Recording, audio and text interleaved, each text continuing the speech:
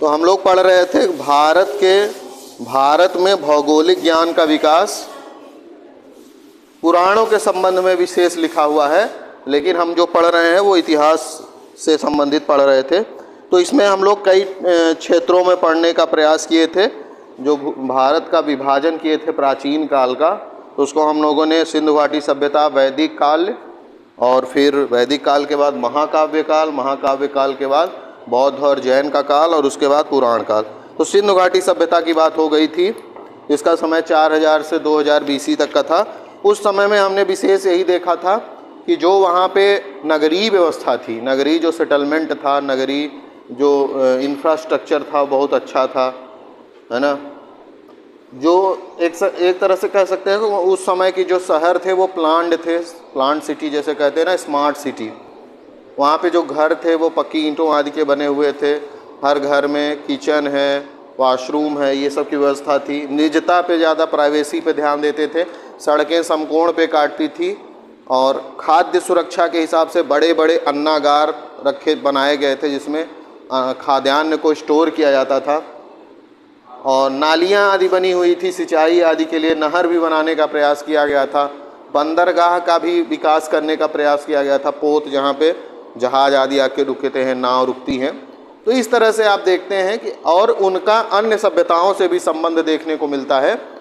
तो एक तरह से जो भूगोल में आप नगरीय भूगोल देखते हैं, कृषि भूगोल, उद्योग भी विकसित थे, औद्योगिक भूगोल, राजनीतिक भूगोल, एक सभ्यता का दूसरी सभ्यता के साथ संबंध, आर्थिक भूगोल के रूप में जो वस्तु विनिमय था या फिर अन्य चीज़ें थी वो विकसित था। तो ये सब वहाँ से हम भूगोल में सीखते हैं। तो ये मेनली टॉपिक जो पढ़ रहे हैं उसका मतलब यही है कि हम प्राचीन समय में जो भी कार्य थे उनसे भूगोल में कहाँ सीख रहे हैं, भूगोल उससे कहाँ प्रभावित हो रहा है या उससे क्या सीखने को मिल रहा है। तो अगला जो हमको पढ़ना है वह है वैदिक काल। वैदिक काल का भूगोल, भारतीय भूगोल में क्या योगदान है। इसका जो समय पीरियड है वो 1500 BC से लेकर के कब तक का है, 600 BC तक का है। इसको दो भागों में बांटते हैं, एक है पूर्व वैदिक और एक है उत्तर वैदिक। पूर्व वैदिक का समय क्या है, 1500 से 1000 BC तक का, और उत्तर वैदिक का समय क्या है, 1000 BC से लेकर के 600 BC तक का। या आप लोग इतिहास में भी ये पढ़ते रहते। पूर्व वैदिक को और क्या कहते हैं, ऋग्वैदिक काल। ऋग्वैदिक काल इसलिए कहते हैं क्योंकि इसी समय पे ऋग्वेद की रचना हुई। उत्तर वैदिक वाले में 3 वेदों की रचना अन्य हुई, जो कि कौन कौन से अन्य वेद हैं, सामवेद, यजुर्वेद और अथर्ववेद, है ना। तो प्रमुख जो इसमें जो हमको नॉलेज मिलता है इस समय का, वो कैसे मिलता है, इन्हीं वेदों के माध्यम से मिलता है। चाहे वो ऋग्वैदिक हो चाहे उत्तर वैदिक में ऋग्वेद और अन्य वेद लिखे गए हैं, ठीक है। तो क्या हुआ, फैन वो नहीं चलता है, तो या तो इधर बैठो कहीं, या तो क्या बताएं, कई बार बताए हैं, नहीं सही करा करें। तो हमको जो जानकारियां मिलती हैं वो इन्हीं वेदों के माध्यम से आज हमको पता चलता है, क्योंकि आज तो हम उस समय में जान ही सकते हैं कि क्या था उस समय पे, तो हमको पुस्तकों के माध्यम से ही पता चलेगा ना क्या था। तो उसमें हमको बहुत सारी चीज़ें मिलती हैं। जैसे उस समय पर लोग जंगलों आदि में ही रहते थे, तो कैसे अपना भोजन आदि का प्रबंध करते थे, कैसे क्योंकि उस समय पर सभ्यता नहीं थी, है ना। उस समय पर लोग कैसे रहते थे, कबीलों के रूप में रहते थे। सिंधु घाटी सभ्यता एक सभ्यता थी, फिर उसके बाद उसका पतन हो गया, सिंधु घाटी सभ्यता का पतन हो गया। फिर उसके बाद ये वैदिक काल जो शुरू होता है वह आर्यों के आगमन से शुरू होता है, ठीक है। आर्यों का आगमन होता है, और वो जो यहाँ के पहले के सभ्यता थे, मतलब पहले जो लोग थे यहाँ पे, जिनको अनार्य कहा जाता है। आर्य कहाँ से आए, बाहर से आए। पहले के जो लोग यहाँ पे रहे होंगे, कुछ लोग यहाँ पे पहले से कुछ लोग थे, ठीक है। तो जब आर्य आए बाहर से, आर्य का आगमन हुआ, तो जब आर्य आए तो वो युद्ध में थोड़ा ज़्यादा माहिर थे, है ना। रथ वथ का प्रयोग वो लोग प्रयास करते थे, क्योंकि वो लोग किस क्षेत्र से आए थे, सेंट्रल एशिया से आए थे, है ना। वो कबीलों का देशी है, कबीलों का क्षेत्रीय है। वहाँ पे जो मार वार की है, युद्ध की तकनीक है, अलग थी।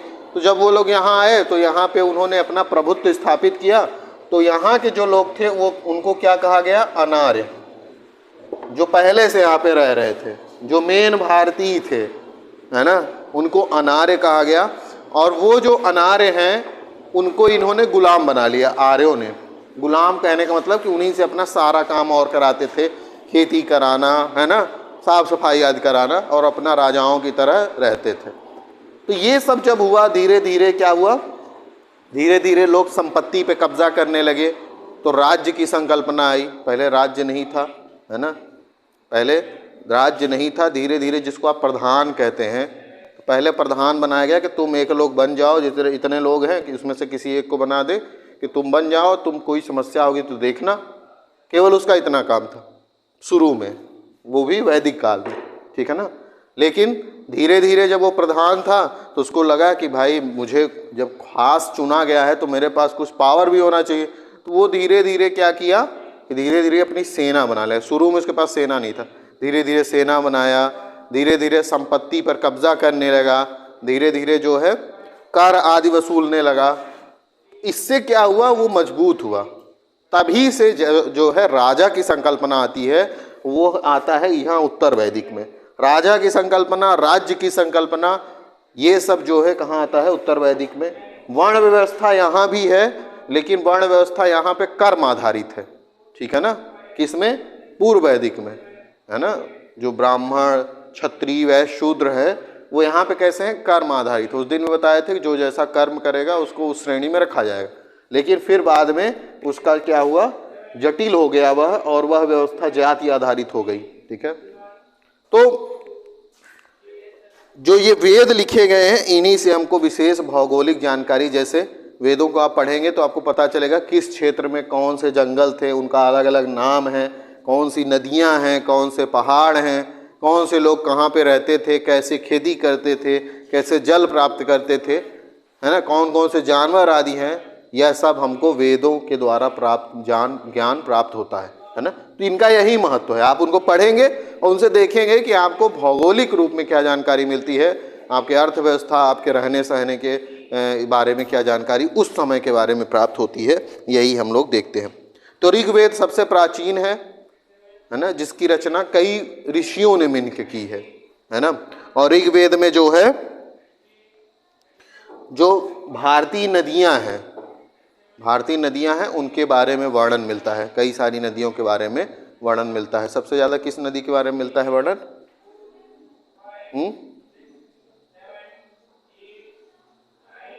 गंगा नदी के बारे में।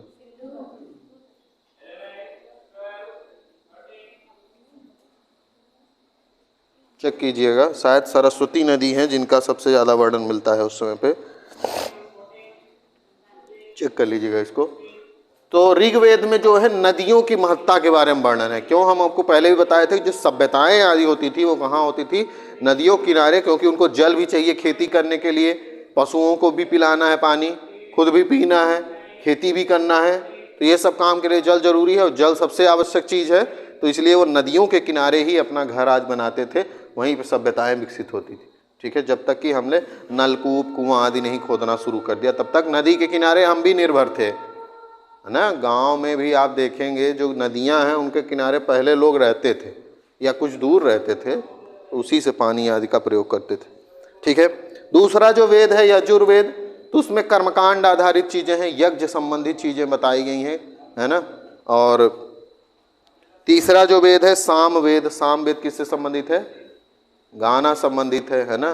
कैसे मंत्रों का उच्चारण कैसे किया जाए जब कर्मकांड किया जा रहा है, कर्मकांड मतलब यज्ञ आदि किया जा रहा है ना। तो उनका मंत्रों का उच्चारण कैसे करना है ना। मंत्रों का उच्चारण सही होना चाहिए, क्योंकि मंत्रों में शक्ति होती है। उनको आप अगर रोज सही मंत्र का जाप कर रहे हैं तो उसका प्रभाव उत्पन्न होता है। इसीलिए आप सोचते नहीं, अगर आप सोचे हो कभी कि जो ऋषि मुनि थे वो जंगलों में ही जाके क्यों मंत्रों का जाप करते थे, क्यों नहीं वो लोगों के बीच में करते थे? ये नहीं कि कोई डिस्टर्ब कर देगा। डिस्टर्ब क्यों कर देगा? कोई अपने घर में बैठा है तो। वो इसलिए करते थे क्योंकि मंत्रों के जाप के दौरान मान लीजिए कोई नया एक्सपेरिमेंट कर रहे हैं, कोई नई मान लीजिए कोई अस्त्र का खोज कर रहे हैं, मंत्रों के द्वारा चलता था वो, तो अगर उसका विपरीत प्रभाव ना पड़े, जैसे किसी भी रिएक्टर आदि बनाया जाता है, न्यूक्लियर रिएक्टर, तो क्या वो लोगों के जहाँ रहते हैं वहीं बीच में बना दिया जाता है? उसको एक कोने में ले जाके बनाया जाता है कि जिससे क्या हो कि उसका जो हानिकारक प्रभाव है लोगों पर कम से कम हो या ना हो, इसीलिए वो सब करते थे। तो सामवेद में मंत्रों के उच्चारण संबंधी चीज़ें हैं जो कि हमारे भूगोल में सांस्कृतिक भूगोल का पार्ट है, अगर आप उसको पढ़ेंगे। फिर लास्ट है अथर्ववेद, जिसको अथर्वा ऋषि ने रचना की थी, और इसमें बेसिक चीज़ें यही हैं। इसमें जादू टोना वैसे है अगर आप कल्चर के हिसाब से देखेंगे, लेकिन इसमें सांसारिक चीज़ें जो हैं और सामाजिक व्यवस्था जो है, औषधि आदि के बारे में भी है, जो कि हेल्थ ज्योग्राफी जो है पोर्शन उसका पार्ट है। हेल्थ ज्योग्राफी भी एक शाखा है मानव भूगोल की, स्वास्थ्य भूगोल, पर्यटन भूगोल, है ना। ये सब भी एक भूगोल की शाखाएं हैं जिनके बारे में हमको जानकारी मिलती है। अथर्ववेद जो है, जो अभी बता रहे थे, अथर्ववेद में और सारी चीज़ें हैं, जैसे कृषि के बारे में। उस समय पे जो कृषि आदि का विकास, उस समय पे झूम कृषि होती थी, स्थानांतरित कृषि जिसको कहते हैं। उसमें क्या करते थे, जैसे जहाँ पे जंगल है, जंगल को काट दिया, वहाँ पे आग लगा दी। जब जंगल पूरा जल गया तो अब वहाँ पे क्या करेंगे, खेती करेंगे। ठीक है, एक बार खेती करेंगे। अब क्या होगा, एक बार खेती कर चुके तो अब वहाँ पे खेती नहीं होगी। अब ऐसे ही दूसरे जगह पर जाएंगे, जंगल को काटेंगे, वहाँ जलाएंगे, है ना। काटो और जलाओ कृषि, स्थानांतरित कृषि। सुने हैं आप लोग? नहीं सुने हैं? स्थानांतरित कृषि, इसको झूम कृषि भी कहते हैं। झूम कृषि, झूम के नहीं की जाती, नाम है झूम कृषि। और इसको काटो और जलाओ भी कहते हैं। इसका मतलब यही है कि पहले काट दीजिए उस जगह को, वहाँ पे जो पेड़ आदि हैं, फिर इसको जला दीजिए, फिर वहाँ पे खेती कीजिए। ठीक है, यही सब है इसमें। तो ये जो अथर्ववेद है, इसमें हमको धरातल की रूपरेखा कैसी है, कृषि कैसे की जा रही है, और लोगों का व्यवसाय क्या है, खनिज आदि कौन कौन से क्षेत्र में क्या मिल रहा है, यही सब हमको अथर्ववेद में जानकारी मिलती है। ठीक है, नेक्स्ट है इसमें वैदिक काल के अंतर्गत ही है उपनिषद। उपनिषद नाम सुने होंगे आप लोग। उपनिषद का सिंपल सा मतलब यही होता है कि आप किसी ऋषि मुनि के पास जो लोग बैठ के वहाँ से ज्ञान प्राप्त करते थे, वह उपनिषद के अंतर्गत रखा गया है। ठीक है ना। तो उपनिषदों में भी हमको जो आध्यात्मिक ज्ञान है, स्पिरिचुअल नॉलेज, जो कि हमारे कल्चरल ज्योग्राफी का पार्ट होगा, और जो मानव व्यवहार है ना, मानव व्यवहार चीज़ों को प्रभावित करता है कि नहीं। जैसे हम बताए थे आपको, अगर जर्मनी वाले सोचते थे कि प्रकृति ही महत्वपूर्ण है, मानव कोई भूमिका नहीं है। फ्रांस वाले सोचते थे कि मानव महत्वपूर्ण है, प्रकृति उतना महत्वपूर्ण नहीं है। तो ये मानव व्यवहार है। आपको लगता है कि पेड़ पौधे कुछ नहीं है, तो आप पेड़ पौधों को काटेंगे, आपको कोई प्रभाव नहीं पड़ेगा, लेकिन उससे पर्यावरण पे तो प्रभाव पड़ेगा। आप पे नहीं पड़ रहा है तो अलग बात है, लेकिन आप बहुत ज़्यादा मानते हैं पेड़ पौधों को, तो आप बिल्कुल पेड़ पौधे नहीं काटने देंगे, तो उससे भी विकास रुकेगा। तो हमको दोनों के बीच का रास्ता चुनना होगा कि हमारा विकास भी चलता रहे और पर्यावरण भी चलता रहे। ठीक है। तो उपनिषदों में जो है, उपनिषद के साथ साथ बहुत सारी स्मृतियाँ लिखी गई। स्मृतियाँ मतलब मेमोरीज जो हैं, लोग जैसे ऋषि जो है किसी पुस्तक को पढ़ रहे हैं, कोई भी आप भी पुस्तक को पढ़िए, फिर आप उस पर अपने कुछ मेमोरीज के टाइप में लिखिए, शॉर्ट नोट्स टाइप का जो बनाते हैं आप लोग, तो आप उसमें कुछ अपना भी दिमाग लगा के कुछ नई चीज़ें ईजाद करने का प्रयास कीजिए, कुछ नए निष्कर्ष निकालिए उससे। तो वो स्मृतियां हैं। जैसे बहुत सारे ऋषि हैं, उनके नाम पे ही स्मृतियां हैं। जैसे मनुस्मृति है, याज्ञवल्क्य स्मृति है ना, भारद्वाज स्मृति है। तो ये सब है ना। और इनसे हमको कौन कौन से जानकारी मिलती है? इससे एक तो हमको भौगोलिक जानकारी मिलती है, क्योंकि ऋषि मुनि जहाँ रहते थे, आप भी जहाँ, आप कोई पुस्तक लिखिए, तो आप उस क्षेत्र का भी वर्णन करते हैं जहाँ पे आप रह रहे हैं। आप बताएंगे कि मैं यहाँ रह रहा हूँ, थोड़ी बहुत विशेषताएं बताएंगे जिससे लोग आकर्षित हों। मान लीजिए आप प्रसिद्धि पाना चाहते हैं पुस्तक लिख के, तो आप तो ज़रूर लिखेंगे, है ना। तो जो पुस्तकें लिखी जाती थी उसमें आसपास के क्षेत्र के बारे में भी बताया जाता था कि क्या है, कैसा है चीज़ें, ठीक है ना। तो भौगोलिक और राजनीतिक, राजनीतिक कहने का मतलब है कि कबीलों के बीच का भी संबंध होता था,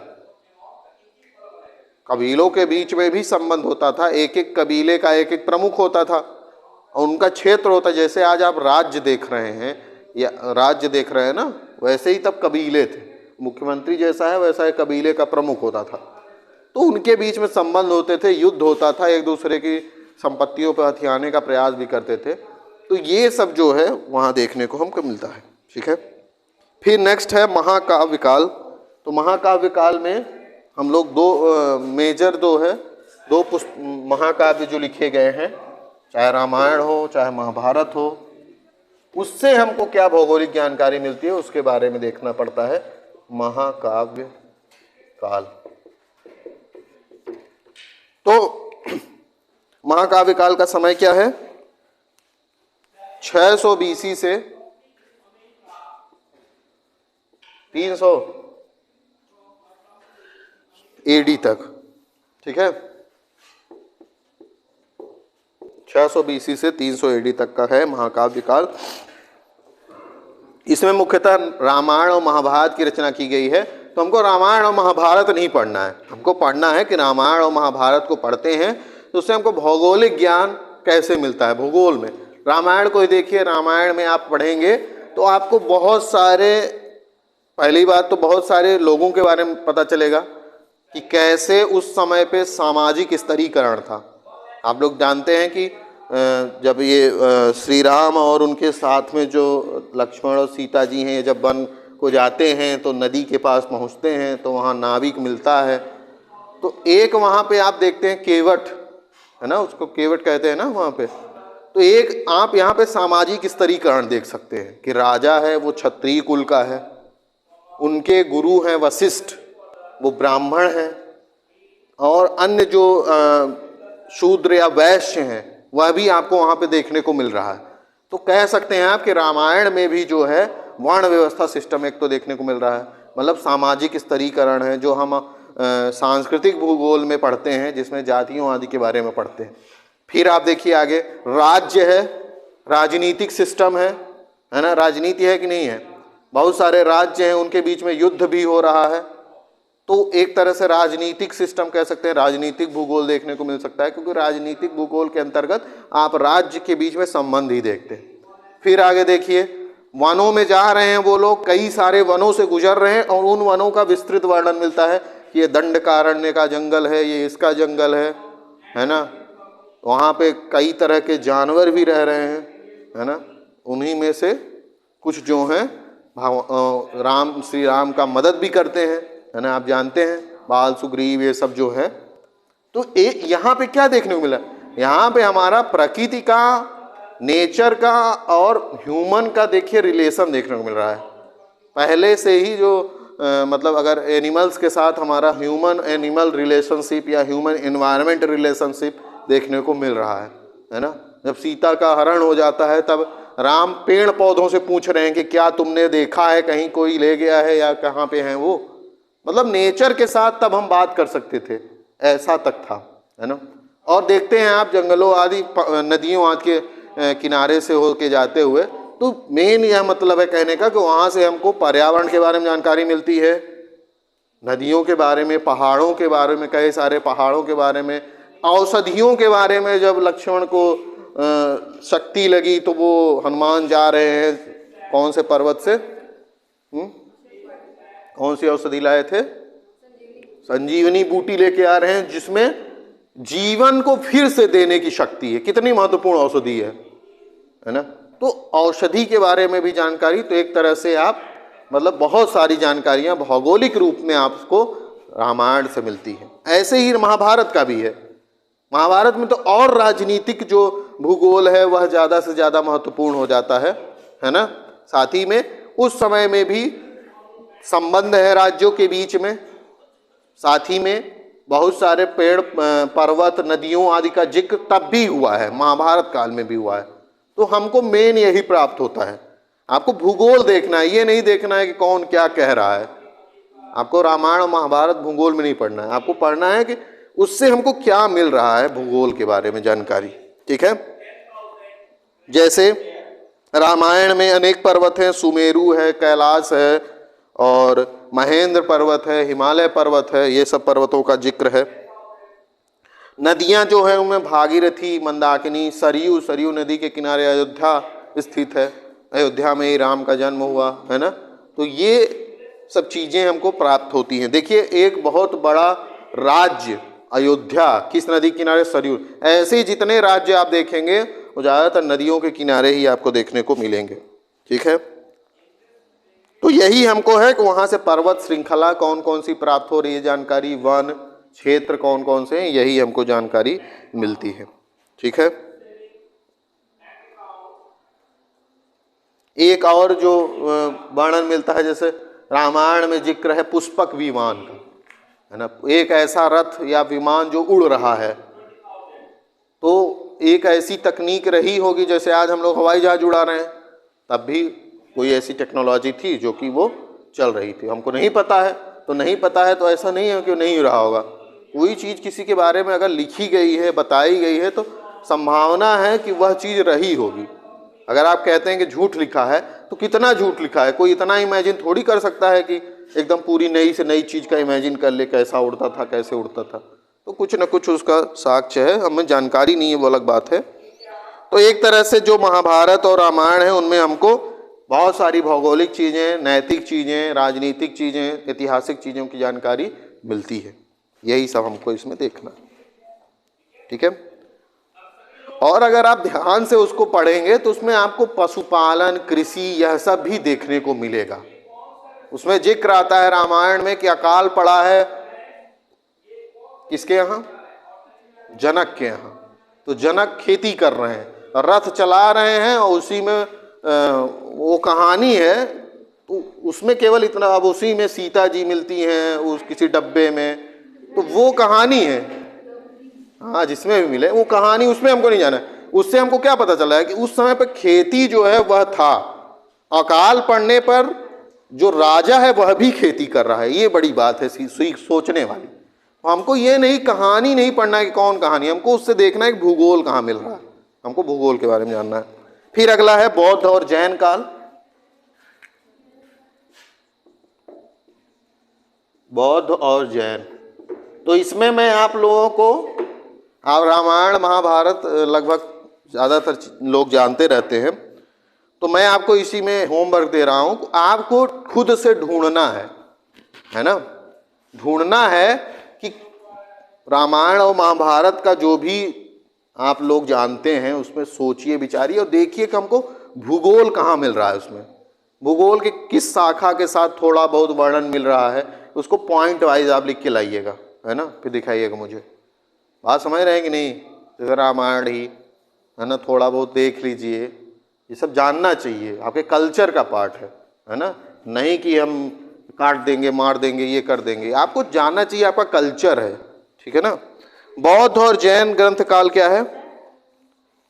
हाँ, समय हो गया क्या? रुको, ये 2 मिनट में एक था। तो बौद्ध और जैन काल में क्या हुआ है? बौद्ध और जैन काल में मुख्यतः बौद्ध धर्म का उदय हुआ और जैन धर्म का उदय हुआ। उदय तो हमको पढ़ना नहीं है, इसमें हमको पढ़ना है कि भूगोल कहाँ कहाँ मिल रहा है। तो इस समय पे जो पुस्तकें आज लिखी गई हैं, है ना, बौद्ध धर्म में त्रिपिटक लिखे गए हैं, 3 ठो पिटक लिखे गए हैं। जैन में भी बहुत सारी पुस्तकें आज लिखी गई हैं। तो यहाँ पे हमको बहुत सारे क्षेत्रों के बारे में, राजनीतिक के बारे में पता चलता है, क्योंकि तब तक आते आते राजनीति बहुत ज़्यादा जो है, मौर्य काल चल रहा था। मौर्य काल में राजनीतिक बहुत उथल पुथल होता है ना। मौर्य वंश की स्थापना होती है, ये सब एक बहुत बड़ा वंश उभर के आता है, मौर्य वंश, है ना। तो उस समय पे राजनीतिक भूगोल में हमको मिलता है, स्थापत्य कला आदि देखने को मिलती है ना। बुद्ध के समय पर कौन सी क्या संरचनाएं बनती हैं, उसको क्या कहते हैं? बुद्ध के जो स्मृतियों पे बनी थी, अरे जो देखने जाते हैं हम लोग, हाँ, अरे सारनाथ में क्या है? स्तूप, स्थापत्य कला, है ना, का बेहतरीन उदाहरण देखने को मिलता है। तो बहुत सारे राज्य हैं, बहुत सारे मंदिर हैं उस समय पे, और स्थापत्य कला है, जैसे हाथी गुम्फा है, राजस्थान का माउंट आबू है। तो ये संरचनाएं देखने को हमको कब मिलती हैं? बौद्ध और जैन ग्रंथ में। और बहुत सारे क्षेत्रों का, जैसे अभी तक देखे हैं ना पुस्तकों में, कैसे नदियों के बारे में है, राज्यों के बारे में है, क्षेत्रों के बारे में जानकारी, वैसे ही यहाँ इस समय की जो पुस्तकें हैं उनमें भी हमको जानकारी मिलती है। ठीक है। लास्ट जो है पुराण काल। तो पुराण काल का समय जो है 500 BC से 700 AD तक है। इसमें जो है हमको पुराणों में जो है जो प्राचीन भारत का भौगोलिक इतिहास है उसके बारे में जानकारी मिलती है, क्योंकि उस समय पे भी जो ऋषि मुनि हैं, एक तरह से आप उनको साइंटिस्ट समझिए।